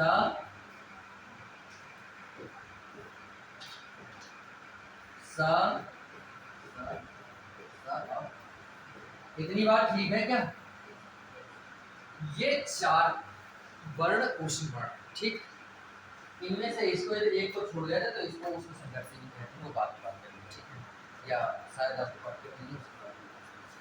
तो यहाँ पे बात ये है कि ऊष्म वर्ण, अंतःहित वर्ण और स्पर्श वर्ण, इनकी कुल संख्या कितनी है? 33, क्योंकि 25 थे स्पर्श, 4 थे ये ऊष्म और 4 थे अंतःहित, तो कुल कितने हो गए? 33। तो आपसे पूछ रहा है कि व्यंजन वर्णों की संख्या कुल कितने व्यंजन है, तो क्या बताएंगे आप? 33 ही तो बताएं। 33 से ज़्यादा होते नहीं हैं, जब 33 से ज़्यादा होते नहीं तो आप बता कैसे देंगे? तो इसलिए मैंने कहा था कि 3 ही प्रकार के व्यंजन होते हैं, और जो वही जो और दूसरे हैं वही कहाँ हैं? वो व्यंजन वर्ण के वर्णमाला में लिखे जाते हैं, वर्णमाला में उनको शामिल किया है, वो व्यंजन वर्ण नहीं है, बल्कि व्यंजन वर्ण को व्यंजन वर्ण एक नया व्यंजन रूप दे करके और उसको वर्णमाला में शामिल किया गया। क्यों किया गया है जब वो व्यंजन वर्ण नहीं है? अब उसकी व्याख्या समझिए।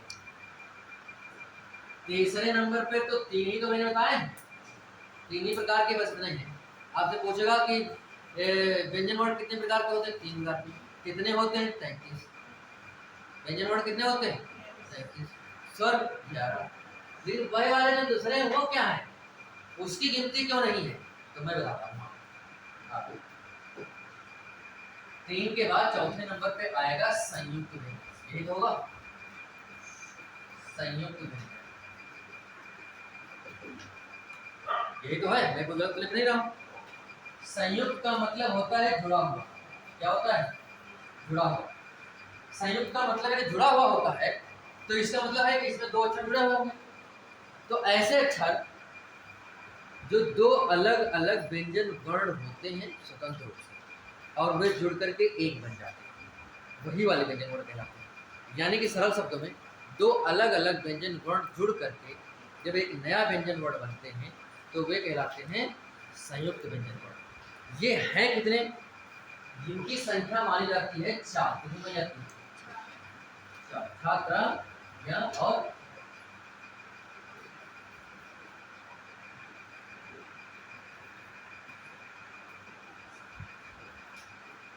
ठीक बात है, यही तो है। केवल इतनी ही बात नहीं, ये जुड़े किससे हैं पूछेगा, ये जुड़े किससे हैं पूछेगा ये। तो हम बताते हैं आपको, छा जो है ये किससे जुड़ा है, छा जुड़ा है का और सा। इस बात को मैं ये भी लिख सकता हूँ, अथवा इस बात को मैं ये भी लिख सकता हूँ।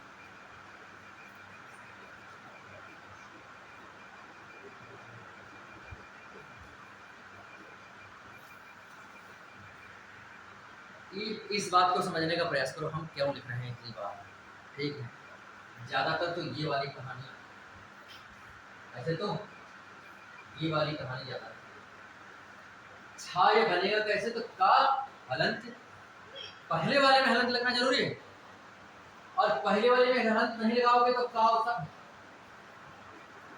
कस नहीं हो जाएगा, हो जाएगी नहीं हो जाएगा, का कस तो जुड़ा था।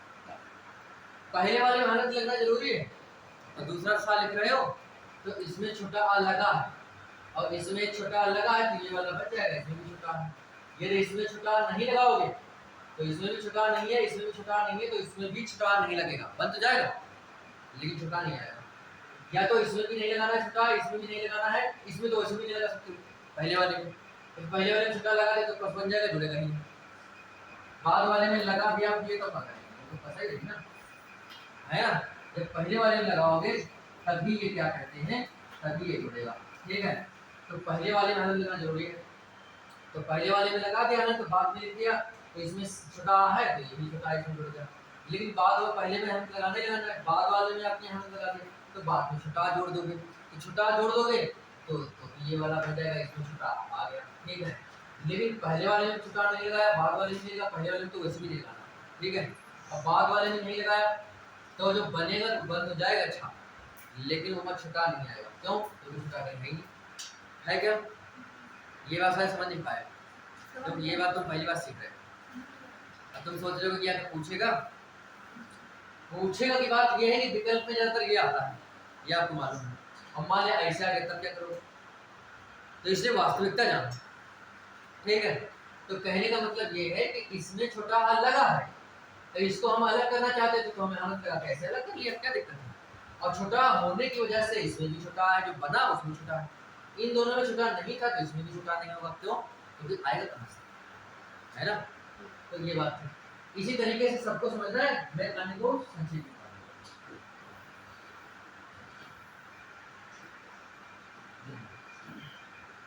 जो त्रा है वो किसी जोड़ ता और रास, मैं एक ही जोड़ के बताता हूं। या जो है वो किसी जोड़ के बनेगा, और स्वा किसे बनेगा, ये वाली साहब के लिए, और क्या ठीक बात है। तो संयुक्त व्यंजन होते हैं 4, माने जाते हैं, होते नहीं, होते हैं और, संयुक्त व्यंजन और होत, लेकिन माने जाते हैं 4। और फिर ये व्यंजन है, तो फिर व्यंजन में गिने क्यों नहीं गए, अब पहले इसको समझो और दूसरे कौन होते हैं उसको बाद में समझो। पहले देखो, बात ये है कि जो त्रा जो ये छा जो था, इनको पहले देखो कि ये किससे मिलके बने थे, ये का और ये सा। क्या इस का और इस सा को आप पढ़ के आए हो कि नहीं, अभी आपने पढ़ा है नहीं पढ़ा। ये स्पर्श व्यंजन है और ये ऊष्म व्यंजन है, ठीक बात है। इस और ई वाले के हाथ पढ़ के वाले तो सर है, इसकी कोई बात नहीं, व्यंजन की कोई बात नहीं। चलिए त्रा में देखो ता और रा, इन दोनों को पढ़ के आए हो कि नहीं पढ़ के आए हो। ता क्या है, स्पर्श, और रा क्या है, अंतर। इसमें देखिएगा या को जा और ये दोनों स्पर्श नहीं है। सा को स्रा को देखेंगे, ये सा उस व्यंजन है, ये रा अंतर है कि नहीं। इन सभी अक्षरों को क्या मैं पहले से पढ़ के आया हूं कि नहीं पढ़ के आया हूं। पढ़ने से तात्पर्य मेरा ये है कि व्यंजन वर्णों में इनकी हम गिनती कर लिए हैं कि नहीं कर लिए हैं, कर लिए हैं हम गिनती, तो हम दोबारा कहे कि नहीं, दोबारा गिनने क्या मतलब है ना। तो इसलिए ये व्यंजन वर्ण नहीं है, व्यंजन वर्ण तो है, ये तो मैंने व्यंजन वर्ण तो है, लेकिन ये व्यंजनों की संख्या में नहीं गिने जाएंगे, क्योंकि यदि व्यंजनों की संख्या में इनको हम गिन लेंगे तो डबल गिन जाए, क्या गिन जाएगा? क्योंकि इनका तो हम पहले गिने है ना। किसी के केवल कपड़ा बदल लेने से दूसरा आदमी थोड़ा हो जाए। तो ये अक्षर तो वह हैं, खाली दो जने मिल गए तो इनकी शक्ल बदल गई। तो उससे का कोई क्रीम पाउडर लगा के चला, मैं मान लिया कि बढ़िया मेकअप करके चला, तो कब दूसरा आदमी हो जाएगा? क्या आदत हो रही है। तो इसलिए इसकी गिनती उसमें नहीं होगी। फिर ये अब दूसरा प्रश्न है आपके दिमाग में कि यो फिर अलग का है बना होगा, तो जो गिन या वाला तो गिने दो, फिर वो अलग का है लिखा जाता है। वर्णमाला में अलग क्यों होता है? सब जगह तो मैंने अलग देखा है इसको। संयुक्त व्यंजन, संयुक्त व्यंजन केवल 4 होते हैं। हटा दे इसको। संयुक्त व्यंजन केवल 4 नहीं होते। संयुक्त व्यंजन औरों को देखो ता या वा।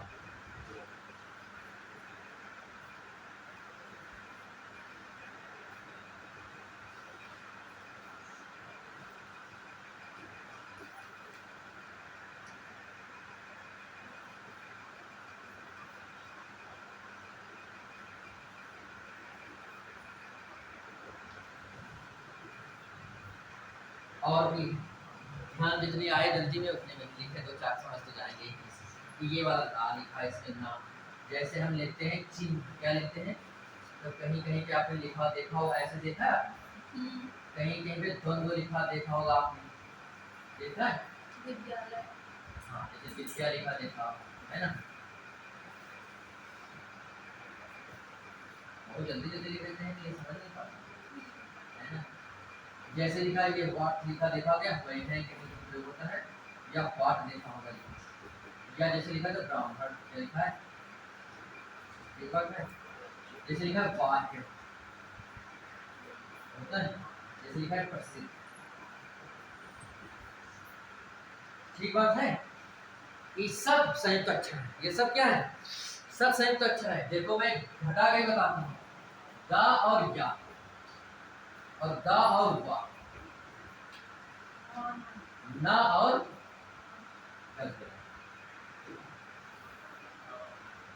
हाँ, हा और वा और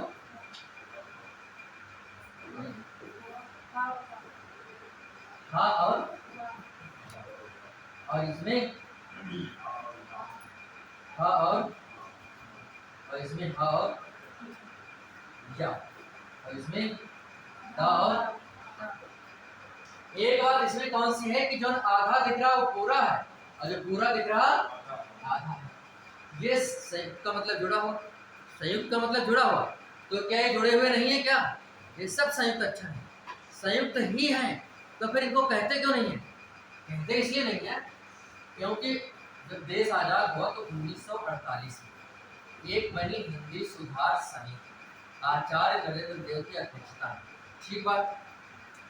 उसने रिपोर्ट दिया 1953 में। कब रिपोर्ट दिया?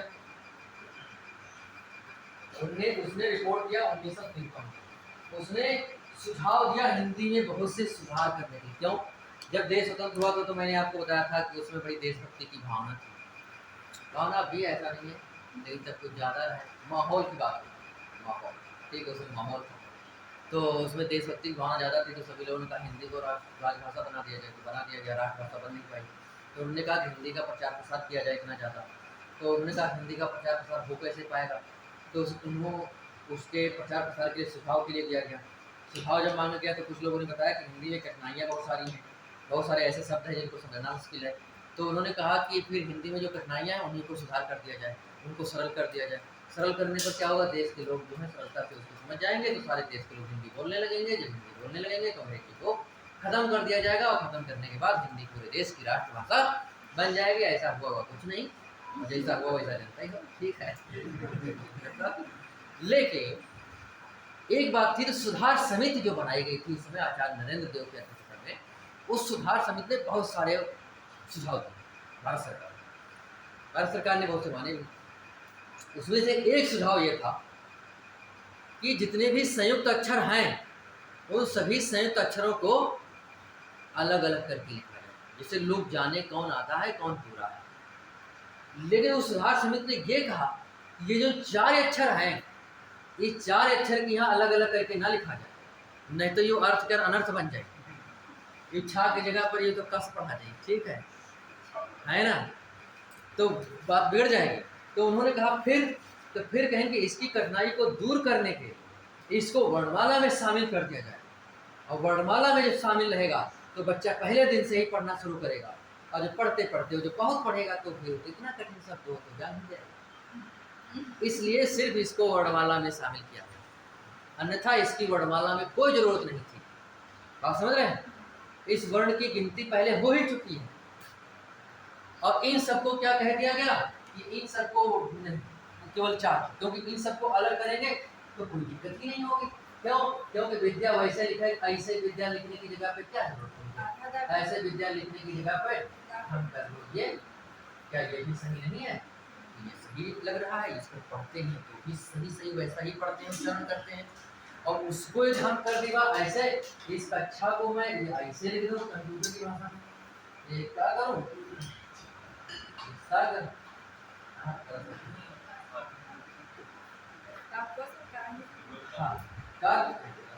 क्या करूं, फिर मैं क्या करूं आधा, और फिर मैं सा करूं, ये क्या बनेगा नहीं बनेगा। तो मामला एक उन्होंने कहा ये मामला भाई देखो अर्थ का अनर्थ हो जाएगा, ठीक है। तो अर्थ का अनर्थ होने के कारण बचाने के लिए इन्होंने 4 को अलग कर लिया, और से सबको कह दिया कि सबको अलग लिखो, वैसा द्वंद्व मत लिखो, द्वंद्व लिखना हो तो ऐसा लिखो, ठीक है, चिन्ह लिखना हो तो ऐसा चिन्ह लिखो, वाट लिखना हो तो ऐसा वाट, ठीक है, और ब्राह्मण लिखना हो तो ऐसा लिखो, ठीक है, क्या वाह लिखना हो तो ऐसा वाह लिखो, सिद्ध लिखना हो तो ऐसा कर सकते, ठीक है। तो बात ये इन्होंने बताई, और ये सुझाव एनसीईआरटी में और सीबीएसई बोर्ड की हिंदी मीडियम की किताबों में पूरी तरह से मान्य है। आप सीबीएसई बोर्ड की किताब या हिंदी मीडियम के सीबीएसई की हिंदी मीडियम किताब या फिर एनसीईआरटी की हिंदी मीडियम की किताब आपको मिल जाए तो वहाँ पे सब ऐसे ही लिखा मिलेगा, द्वंद्व ऐसे ऐसे सब ऐसे, इसका प्रयोग भी उसमें नहीं करते। लेकिन जो यूपी बोर्ड की किताबें हैं हिंदी मीडियम की, उसमें तो भी ऐसे ही लिखा मिलता है ना, उसमें इसका पालन होता है। जबकि भारत सरकार ने इस बात को मान लिया है और उसने कहा है कि ऐसा ही लिखा जाना चाहिए। तो मेरी बात शायद समझ पाए होंगे कि इस संयुक्त अक्षर को वर्णमाला में तो शामिल कर लिया गया। क्यों कर लिया गया? कि बच्चा पहले दिन से सीख ले, अन्यथा वो अक्षर वही वाले हैं जो पहले हम गिनाए हैं, ठीक है। तो इसलिए व्यंजन 3 ही बता देते हैं। और अब हम इस वर्ष में इसको संयुक्त के बाद हम बात करते हैं उत्क्षिप्त। उत्क्षिप्त भी क्या कहते हैं? 5वें नंबर पे उत्क्षिप्त। उत्क्षिप्त या इसको कहते हैं द्विगुण। द्विगुण इसलिए इसको कहते हैं क्योंकि इसमें 2 गुण, इसके गुण दुगुना कर दिए गए हैं। इसके गुण क्या कर दिए गए हैं? दुगुना कर दिए गए हैं। तो इसके गुणों को दुगुना करने के कारण, इसके गुणों को दुगुना करने के कारण क्या है? इसको द्विगुण कहा गया। उत्क्षिप्त का मतलब है हलचल। हलचल जब होती है तो कोई चीज परिवर्तित थोड़ा बहुत हो जाती है। तो इन वर्णों को पहले हम गिनाए हैं, लेकिन थोड़ा इसमें परिवर्तन होने से नया वर्ण नहीं हो गया, बल्कि इसको वर्णमाला में शामिल कर लिया गया। क्योंकि वर्णमाला में शामिल इसलिए कर लिया गया क्योंकि इसमें हिंदी के आधार पर थोड़ा परिवर्तन है, और दूसरी बात वर्णमाला में शामिल रहेगा तो प्रारंभ से जब बच्चा पढ़ेगा तो इसको सीख लेगा। अन्यथा इस वर्ण को भी पहले से पढ़ा जा चुका है। ये वर्ण क्या है? या इसको हम स्पर्श व्यंजन में पढ़ लिया है, बस इसमें थोड़ा सा अंतर हो गया कि इसके नीचे जैसे इसको पढ़ते हैं जड़ और इसको पढ़ते हैं पढ़, तो इसमें थोड़ा अंतर होने के कारण इसको जो है वर्णमाला में शामिल कर लिया। तो इसको भी थोड़ा बहुत शुरू से पढ़ते रहेंगे तो कोई दिक्कत नहीं होगी, ठीक है। तो इसलिए इसको शामिल कर लिया गया। अन्यथा ये वर्ण जो मूल रूप में है वो भी पहले गिना है, तो इसको दोबारा गिनने की जरूरत नहीं, ठीक है। दूसरी बात ये है कि ये वर्ण संस्कृत में होता नहीं है। ये तड़ाग आपने पढ़ा, तड़ाग में तालाब, तो हाँ तड़ाग में तालाब, तड़ाग शब्द गलत है, गलत नहीं है, मतलब तद्भव है। कैसा है? तद्भव है, बिगड़ा हुआ है। और तत्सम होता है तड़ाग, संस्कृत में ड़ा होता ही नहीं, कुछ नहीं होता, ये सब होते नहीं, ठीक है। ये दोनों अक्षर होते नहीं, तो इसलिए तो लेकिन हिंदी में होते हैं, इसलिए हिंदी में होने के कारण इनको वर्णमाला में शामिल कर लिया गया कि हिंदी में इसको पढ़ा जाएगा तो समझ जाएंगे, ठीक है। अब दूसरी बात, अब आखिर में कौन बचता है? आखिर में बचता है 6ठे नंबर पे अयोग वाह। पहला जो कंफ्यूजन जैसे ही मैंने लिखा आपके दिमाग में आया, आपने किताब में पढ़ा है आगत। क्या पढ़ा है? जो हमने अयोगवा लिखा है वहां पे किताब में पढ़ा है क्या आपने? आगत पढ़ा। ये गलत बात, आगत नहीं, ये आदित्य पब्लिकेशन वाले ने नोटिस किया है, ठीक है, और ये गलत है। आप जितनी भी प्रमाणिक किताब देखोगे विनोद पांडे या डॉक्टर वसीम प्रसाद या और भी, तो उनमें सब में आगत नहीं, अयोगवा। यहाँ पे क्या है? अयोगवा, आगत तो नहीं है। आदित्य पब्लिकेशन वाले ने आगत में यहाँ पे लिख दिया है कि दो वर्ण है पा और फा, यही तो लिखा है। और जबकि मैं बता रहा हूं आपको का खा गा खा जा छा नहीं, छा नहीं, जा और पा और फा, ये इतने आगत वर्ण है। तो जब इतने आगत वर्ण है तो आपने केवल दो ही क्यों लिखा है? तो ये है ना, जब आगत वर्णों की संख्या इतनी है तो आपने दो ही क्यों लिखा? तो गलत बात, वो नहीं। अयोगवा होना चाहिए, अयोगवा दो होते हैं, लेकिन समस्या ठीक है, अयोगवा दो होते हैं, गिनती पूरी हो जाएगी, ठीक है, मान लिया। उसके पहले समझो, उसके पहले ये है कि हम इसको व्यंजन क्यों माने। अभी तक तो हम इसको स्वर समझते आए हैं, बहुत से किताबों में अभी तक स्वर भी लिखा है, जैसे लूसेंट की किताब अभी भी स्वर लिखा है। लूसेंट वाले ने भी यहाँ पर आगत ही दो लिखे हैं। क्या मेरी बात समझ पा रहे हैं? आदित्य पब्लिकेशन ने भी आगत यहाँ पे दो लिखा है। लेकिन जो प्रमाणिक किताब विद्वान है, जिसके आधार पे यूपी पीसीएस की परीक्षा बनती, परीक्षा के प्रश्न पत्र बनते हैं, प्रश्न बनते हैं, उस किताब ने तो ऐसा नहीं लिखा। हिंदी निदेशालय की वेबसाइट पे भी ऐसा नहीं है, भारत सरकार की हिंदी निदेशालय की वेबसाइट पे भी ऐसा नहीं है। तो इन किताबों ने जो लिखा वो गलत है, क्यों मानेंगे? प्रमाणिक है ही नहीं किताबें, ठीक है। प्रमाणिक किताब है डॉक्टर पृथ्वीनाथ पांडे की नालंदा वाली, प्रमाणिक किताब है हरदेव बहारी की, प्रमाणिक किताब है डॉक्टर वासुदेव प्रसाद की, तो हम उसमें तो नहीं लिखा है, उसमें तो अयोगवा लिखा है। तो अयोगवा को व्यंजन इन्होंने क्यों माना? क्योंकि बात यह है कि जैसे ये स्वर है, बड़ा स्वर है, इसकी मात्रा क्या होती? और भी स्वर होते, ऐसे ही यदि अयोगवा होते कौन से? दो होते हैं, तो दो होंगे, तो एक यहाँ पे ये और एक यहाँ पे, ऐसे होगा। इसका चिन्ह क्या होता है? ये, और इसका चिन्ह क्या होगा? ये, ठीक बात। जैसे मैं यहाँ पे लिखूं छोटी, और इसका चिन्ह क्या है? इसका चिन्ह ये, मैंने लिखा छोटा ऊ, और छोटा ऊ का चिन्ह ये। मैं ये करूं कि छोटा ऊ पर और मैं छोटी ई का मात्रा लगाऊं, या मैं छोटा ऊ पर मैं बड़ी ई की मात्रा लगाऊं, क्या लग सकता है? कहा जाएगा, क्योंकि स्वर पे स्वर की मात्रा नहीं लगती, क्योंकि स्वर पे स्वर की मात्रा नहीं लगती। लेकिन बात यह है कि स्वर पे स्वर की मात्रा नहीं लगती, कि जो कैसे लिखा, ये कैसे लिखा? आपने ये पढ़ा होगा, ये क्या, ये पढ़ा होगा, ये पढ़ा है, ये भी होता है, ये भी होता है, ऐसा भी आपने पढ़ा होगा, ये भी होता है, नहीं होता है। तो ये चीज जो है, ये है क्या? ये चीज है अनुस्वार। क्या है ये? तो ये अनुस्वार स्वरों पे लग क्यों रहा है? जब स्वर की मात्रा स्वर पे नहीं लग सकती, तो फिर ये स्वर होता, तो इसका मतलब है कि इसकी मात्रा नहीं लगती। बात ये भी तो है। तो इसका मतलब विद्वान ने कहा कि यदि ये स्वर होता तो इसकी मात्रा इसके साथ में नहीं लगती, और यदि स्वर नहीं है तभी इसकी मात्रा क्या, फिर इसका प्रयोग चाहे जिसके साथ कर लो। व्यंजनों का तो प्रयोग स्वरों के साथ होता ही है कि नहीं? तो इसलिए विद्वानों ने कहा ये स्वर नहीं है। यदि स्वर होता तो स्वरों के साथ इसका प्रयोग नहीं हो पाता, ये व्यंजन है, और व्यंजन का तो प्रयोग स्वरों के साथ होता ही है, ठीक है। तो इन सब और भी तथ्य हैं बहुत सारे, लेकिन वो तथ्य ऐसे भी हैं उनका आपके पाठ्यक्रम से पूरी नजर आएंगे, ठीक है, और भी व्याख्याएं करेंगे उनमें। तो एक व्यावहारिक मैंने केवल उत्तर बताया है, जो और सैद्धांतिक व्याकरणिक उत्तर है वो आप काम के लिए, ठीक है। तो इसलिए जो है इसको अयोगवाद को इन्होंने मान लिया, इसमें दूसरी बात, इसका अयोगवान नाम कैसे पड़ा, इसका क्या मतलब है? इसका मतलब मैं आपको बताता हूं। इसका मतलब ये है कि आ का मतलब नहीं, योग का मतलब जोड़, और वाह का मतलब वहन। अब बात ये है कि ये ऐसे होते हैं अक्षर कि जो नहीं, योग में जोड़, और वाह में वहन होना, या फिर साथ लगना। क्या होता है? साथ लगना। तो कहते हैं कि ये जुड़ते तो नहीं है, लेकिन ये साथ लगते हैं, और किसी के भी साथ लग सकते हैं, ये व्यंजनों के भी साथ लग सकते हैं, और स्वरों के भी साथ लग सकते हैं। तो इसलिए एक इसकी विशेष स्थिति, विशेष नाम दिया गया अयोगवाद, के किसी के साथ नहीं जुड़ेंगे, लेकिन ये लगेंगे सबके साथ, स्वर के भी साथ और व्यंजनों के भी साथ। और स्वर के साथ प्रयोग होने के कारण इनको स्वर निकाला जाता है, क्योंकि एक स्वर का प्रयोग दूसरे स्वर के साथ नहीं हो सकता।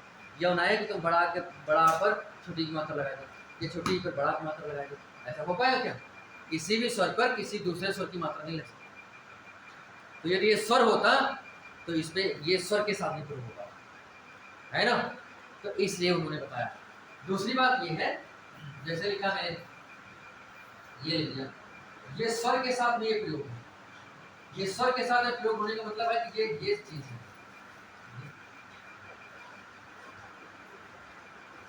ये चीज है, आप ये समझिए, ऐसा सिस्टम इसमें बना। तो इसलिए जो है ये स्वर नहीं है, ये क्या है? ये व्यंजन के अंतर्गत में रखा गया है, और ये किसी के साथ जुड़ने के न जुड़ने के कारण इसको कहा गया अयोग। लेकिन प्रयोग सबके साथ होता है, इसलिए कोई वहन सबके साथ होता है, तो अयोग वाह पूरा नाम पड़ गया। तो जो स्वर या व्यंजनों के साथ जुड़ता तो नहीं है, लेकिन प्रयोग स्वर व्यंजनों के साथ सबके साथ होता है, इसलिए इसका नाम अयोगवा रखा गया। और इनकी संख्या 2। आपसे यही पूछेगा कि अयोगवा होते कितने हैं, तो अयोगवा होते हैं 2। अयोगवा 2 होते हैं, कौन कौन से? एक है अनुस्वार, क्या कहोगे? अनुस्वार। और दूसरा क्या है? विसर्ग। देखो कभी कभी बच्चे ये कहते हैं कि अनुस्वार अयोगवा कौन है, तो बताते हैं अंग अम। और मैंने पिछली बार भी मना किया था कि अंग आप नहीं बता सकते हो, अंग आप बिल्कुल नहीं बताओगे। क्या बताओगे? अनुस्वार और विसर्ग, ये नाम बताना है आपको। अनुस्वार ये वाला है, और विसर्ग ये वाला। इसका चिन्ह ये होता है, इसका चिन्ह ये होता है। देखो एक चीज और होती है, चंद्र बिंदु। क्या होता है? चंद्र बिंदु। चंद्र बिंदु देखो, ये अलग चीज है, ये अलग चीज है, इसकी एक मात्रा गिनते हैं, ये अलग चीज है, इसकी 2 मात्रा गिनते हैं, ठीक है? तो इसका जैसे लिखा है ये हंस, ठीक है, वंश। और इसका जैसे लिखा है प्रातः काल, दुख।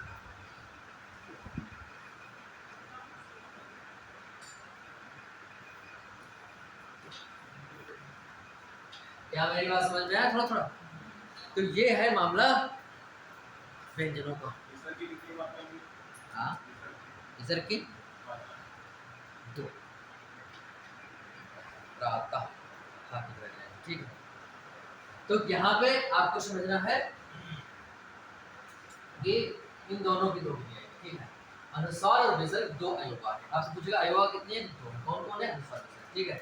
अब हम बात करते हैं, गिनती करते हैं कि व्यंजन हुए कुल कितने, ठीक है? तो वैसे आपको पूछे कि व्यंजन कितने हैं, तो आप बताओगे 33। लेकिन जब वर्णमाला में बात करी जाएगी कि वर्णमाला में कुल वर्ण कितने, वर्णमाला में हिंदी, ठीक, हिंदी वर्णमाला में कुल वर्ण, तो आपको जानना है कि फिर उसमें स्वर भी आएगा। तो स्वर कितने थे? ठीक है। और फिर उसमें व्यंजन भी आएगा, तो व्यंजन कितने थे? तो अब देखो, एक तो स्पर्श हो गया 25, अंत हो गया, क्या हो गया? 4, ऊष्म हो गया, क्या हो गया? 4, फिर हो गया संयुक्त। अब इसको भी गिनेंगे, कुल वर्ण गिनना होगा तो उसको गिनेंगे, लेकिन केवल व्यंजन बताना होगा तो 3 बताएंगे, ठीक है? 4, तो द्विगुण वाला कितना है? तो ये तो है, तो और अयोगवा कितना था? अयोगवा 2। ये कुल कितने हो गए? कुल हो गए 41। ऐसे तो कुल ये 33 हो, और ये 8 ये, ऐसे तो है, तो 41 हो गए। तो कुल वर्णों की बात करें तो ये 11 थे, ये 11 थे और वो कितने थे? कुल कितने हो गए? हिंदी में आपसे पूछे कुल वर्णों की संख्या कितनी है तो 52। हिंदी में आपसे पूछे स्वर कितने हैं, स्वर कितने हैं तो 11। हिंदी में पूछे व्यंजन कितने हैं तो 33। हिंदी में पूछे कि हिंदी में कुल वर्णमाला में वर्ण कितने हैं तो 52। बात ठीक है? तो ये वाला मामला हुआ। ठीक, अब मैं ये इतना बात बता पाया हूँ आपको। मैंने थोड़ा विस्तार से बताने का प्रयास किया, कोई ऐसी बात छोड़ना चाहे। मैंने ये भी सोचा कि खाली जो हम वर्ड मुझे बताने होते ये है तो हम 5 मिनट बता देते, है ना। लेकिन वो क्या था, वो फिर फायदा क्या, मतलब कुछ ऐसी चीज़ पढ़ो जो तुम जानते रहा तो उम्र का पढ़ो, कुछ ऐसी भी चीज़ पढ़ो जो मतलब कि थोड़ा लेवल का हो। दूसरी बात ये है कि अब इसमें कौन सी चीज़ें बचती वर्णमाला? 2 बातें और। वर्णों के उच्चारण स्थान परीक्षण पूछते हैं, अल्पवर्ण, महावर्ण, घोष, उपघोष, ये होता है। तो हम इसकी बात कर रहे हैं, देखते हैं मेरे पास टाइम कितना हो गया। और कहाँ गया? 15 मिनट लेट में।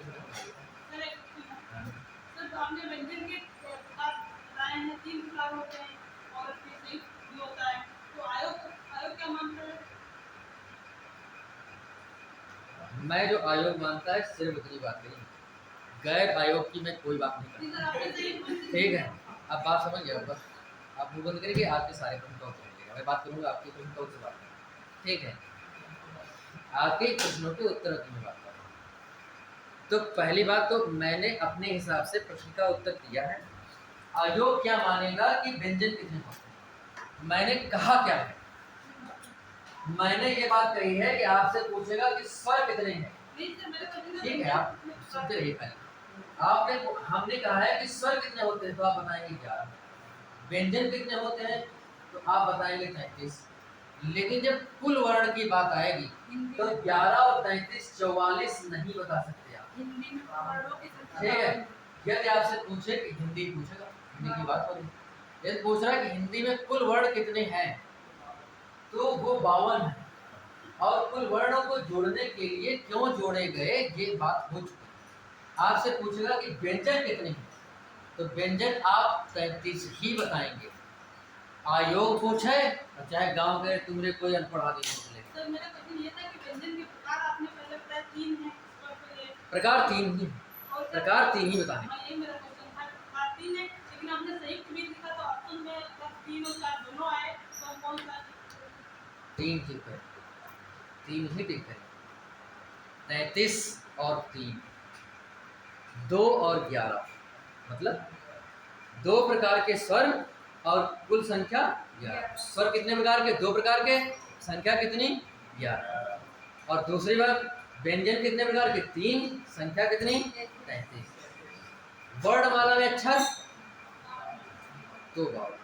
ठीक है, चाहे जो पूछे, मैं जो बता रहा हूँ वही प्रमाणिक, मैं प्रमाणिकता से ही बात कर रहा हूँ और प्रमाणिकता के लिए भी किताबें हैं, है कि नहीं है? और प्रश्न जो पूछे गए हैं उसकी बात, जो पूछे गए हैं वो तो है कि जो आयोग मान रहा है। आयोग वही मानेगा जो प्रमाणिक होगा, आयोग वही मानता है। यदि आप 4, 5, 6, 7, 8 बताएंगे ऐसे जो 3 वाले जो मैंने बाद में बताए तो वो क्यों जोड़े गए और वो क्यों प्रकार में, जैसे संयुक्त व्यंजन की आपने बात करी तो वो हमने बात बताई कि ये क्यों, मतलब इसको क्यों नहीं चौथा प्रकार माना गया, ये 4 और क्यों नहीं जोड़ दिए गए, मतलब कि 33 और 4 37 हो गए या और आगे बढ़ा के। ठीक है, क्योंकि मैंने आपको बताया कि उसको केवल वो वर्ण जो संयुक्त व्यंजन में आते हैं वो व्यंजन हम पहले गिन आए हैं, है ना, तो दोबारा क्यों गिनेंगे? तर्क है ना, तो हमारा तर्क नहीं है, ये विद्वानों का तर्क है, ये व्याख्याएं हैं। ठीक है, तो इसलिए 3 प्रकार के व्यंजन हैं और कुल संख्या 33। ठीक है, अब मैं बात कर रहा हूँ, अच्छा आप बात कर नहीं पाएंगे, उच्चारण स्थान बताएंगे। ठीक है, तो उच्चारण स्थान मुझे बताना था, वो हो नहीं पाएगा, तो देखते हैं अगली कक्षा में। उच्चारण स्थान वैसे पूरा करना था लेकिन पूरा नहीं था। हाँ, तो हार इतना ही रखेंगे, लेकिन बैठे रहो। रजिस्टर में आपकी उपस्थिति दर्ज कर देते हैं, क्योंकि उपस्थिति दर्ज नहीं होगी तो फिर दिक्कत हो जाएगी। जिसका मैं नाम हो वही बोलेगा। हाँ, इसको कोचिंग पढ़ानी है, क्या कोचिंग पढ़ानी है। क्या नाम है आपका? बताइए। मैंने बताइए। उसको